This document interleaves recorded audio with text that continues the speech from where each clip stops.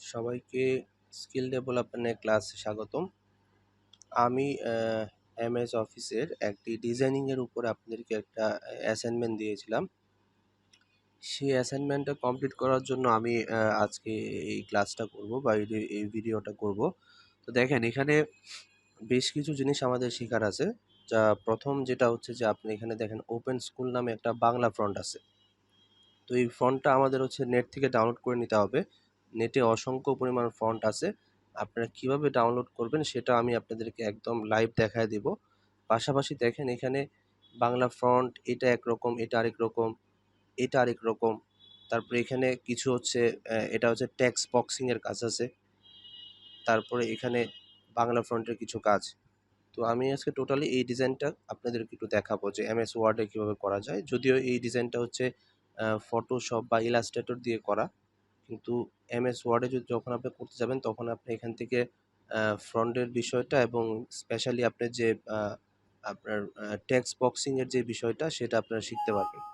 তো চলুন আমরা তাহলে সরাসরি আমাদের ক্লাস ফোল্ডারে চলে যাই। ক্লাস ফোল্ডারে দেখেন আমি অলরেডি আপনাদের এখানে এই ফন্টটা আমি ডাউনলোড করে নিয়েছি নেট থেকে। কিভাবে ডাউনলোড করবেন? ফন্টটার নাম হচ্ছে ফাজলি সেজুতি।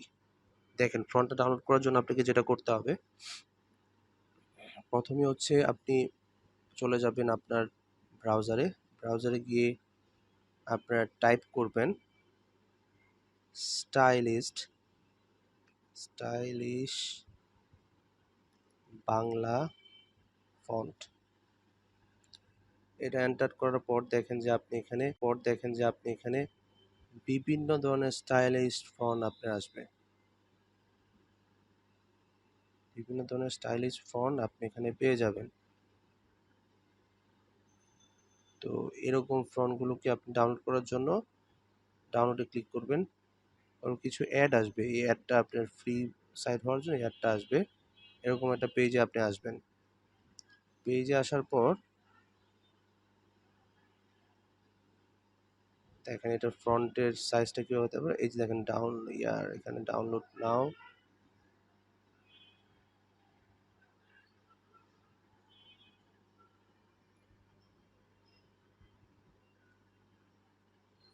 এই যে এখানে ডাউনলোডে ক্লিক করলে আপনার ডাউনলোড হয়ে যাবে। তো এইভাবে হচ্ছে আপনি আপনার ফন্টটা ডাউনলোড করে নিতে পারেন। তারপর আমি চলে যাই আমার ফাইলে।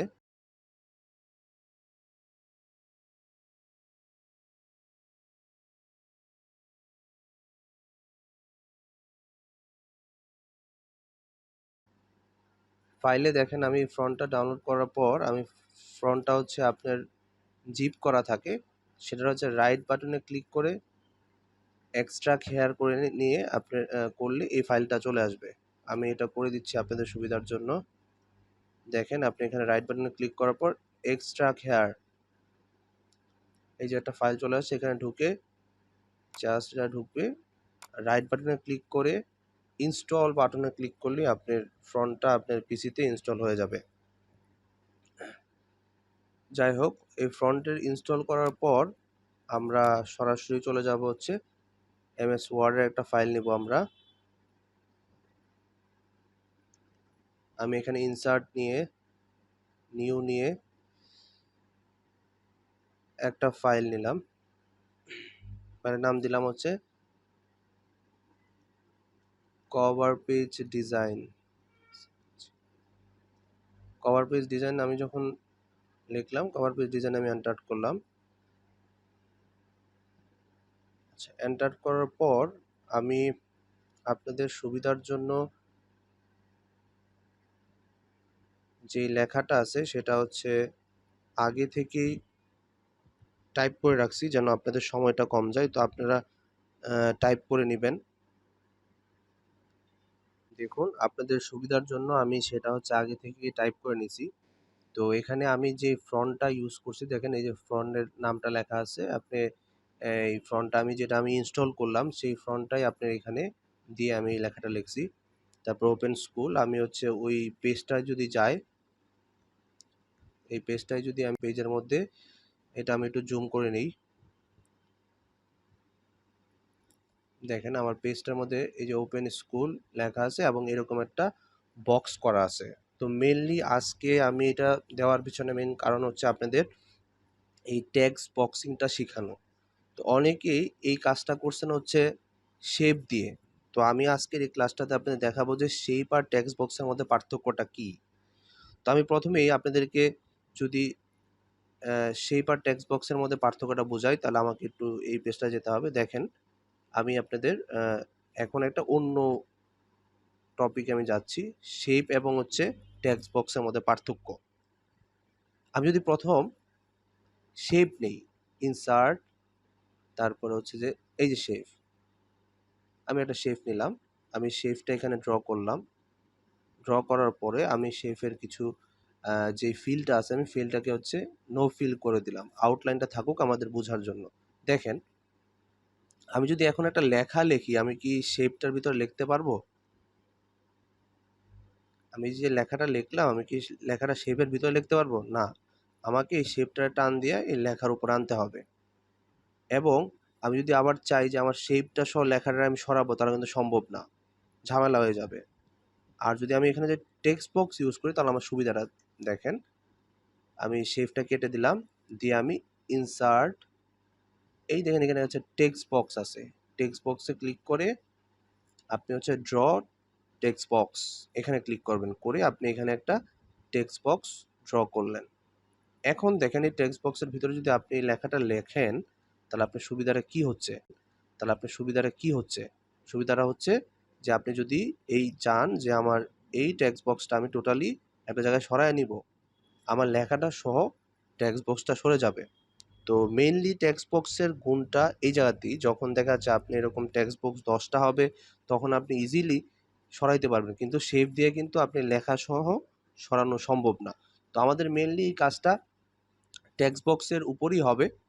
আমি যদি আপনাকে দেখাই যে এখানে ওপেন স্কুল লেখাটা যেটা ছিল সেটা আমি করলাম।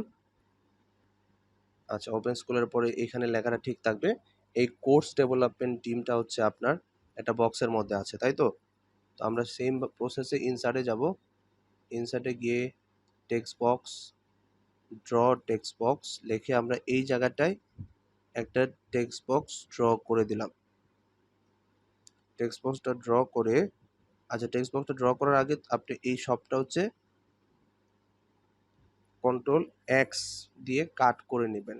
কাট করে নেওয়ার পর আপনি ইনসার্ট, তারপর হচ্ছে টেক্সট বক্স, তারপর ড্র টেক্সট বক্স, তারপর এখানে একটা টেক্সট বক্স ক্রিয়েট করে নেবেন, ক্রিয়েট করে সেটাতে পেস্ট করে দিবেন। পেস্ট করে দেওয়ার পর এটা একটু সাইজ করে নিতে হবে, সাইজ করে নিয়ে এই ফন্টটা একটু বাড়িয়ে দেন, হোমে গিয়ে ফন্টের সাইজটা একটু বাড়ায় দেন তাহলে সুন্দর লাগবে। এবং ওইখানটায় যেটা ছিল যে টোটাল টেক্সট বক্সের কালারটা ছিল হচ্ছে কি গ্রিন, আর ফন্টের কালারটা ছিল হচ্ছে হোয়াইট। আমি যদি দেখাই, দেখেন আমি যদি আপনাদেরকে ওই ছবিটা দেখাই ফ্রন্টের কালারটা হচ্ছে মেইনলি আমাদের সাদা এবং যে ব্যাকগ্রাউন্ডের কালার হচ্ছে আমাদের গ্রিন। তো আমরা সেটাই করব। আমি প্রথম হচ্ছে আমার ফিল কালারটা দেখেন ফরম্যাটে গিয়ে আমি যদি আমার সেই ফিল ফিল কালার যদি আমি গ্রিন করে দেই, দেখেন আমি এই কালারটা করে দিলাম এবং আমি চাচ্ছি যে এই ফ্রন্টটা আমার হয়ে যাবে হচ্ছে হোয়াইট। এই দেখেন ফ্রন্ট, এই যে হোয়াইট। আই থিঙ্ক আমার এই পোর্শনটা ডান হয়ে গেছে। এখন আমি চাচ্ছি যে দেখেন এখানে একটু ডিপ করা আছে ফিলটা, একটু ডিপ ফরম্যাটে গিয়ে আমি যদি সেই ফিলটা চেঞ্জ করে দিই, দেখেন একটু ডিপ হলে আমার টেক্সট বক্সের কালারটা সুন্দর হয়। এখন এই ইমেজ অনুযায়ী আমার হচ্ছে আরেকটা টেক্সট বক্স করতে হবে। তো সেটা করার জন্য আমাকে দেখেন যে রচনা থেকে শুরু করে একদম উন্মুক্ত বিশ্ববিদ্যালয় পর্যন্ত আমাদের টেক্সট বক্সের আন্ডারে আনতে হবে। ওকে, আমি যদি সেটা করি তাহলে আমাদের কি করতে হবে, আমাদের প্রথম কাজ হচ্ছে আমরা এই টেক্সট এই টেক্সটগুলোকে কন্ট্রোল এক্স দিয়ে বা এখান থেকে হচ্ছে আমরা রাইট বাটনে ক্লিক করে কাট করে নিব। এই যে কাট, কাট করে নিয়ে আমরা এখানে হচ্ছে same insert, text box, draw text box,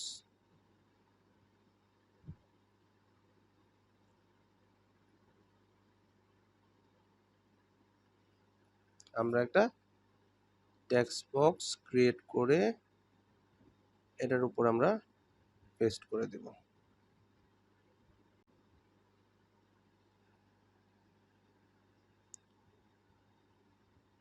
তো আমাদের এখানে যে লেখাটা পিছনে রয়ে গেছে, আমরা লেখাটা নিচে নামায় দিই।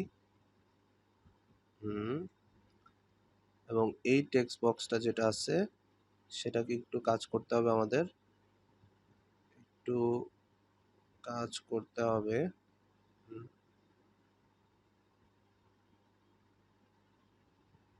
দেখেন, তো ওই টেক্সট বক্সটা ছবিতে কি ছিল, এটা উপরে ছিল না। তো আমি ওই টেক্সট বক্সটাতে ক্লিক করে ফরম্যাটে যাব। ফরম্যাটে যাওয়ার পর টেক্সট ওয়ার্পিং একটা অপশান থাকবে। টেক্সট ওয়ার্পিংয়ে ক্লিক করার পর আমরা হচ্ছে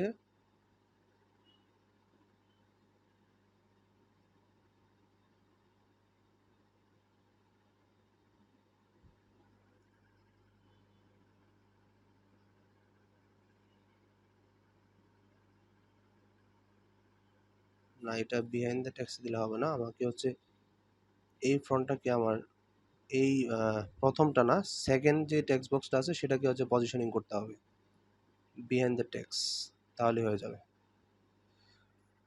বিহাইন্ড দ্য টেক্সট করলে আমার এটা হয়ে যাবে। দেখুন এখন বিষয়টা।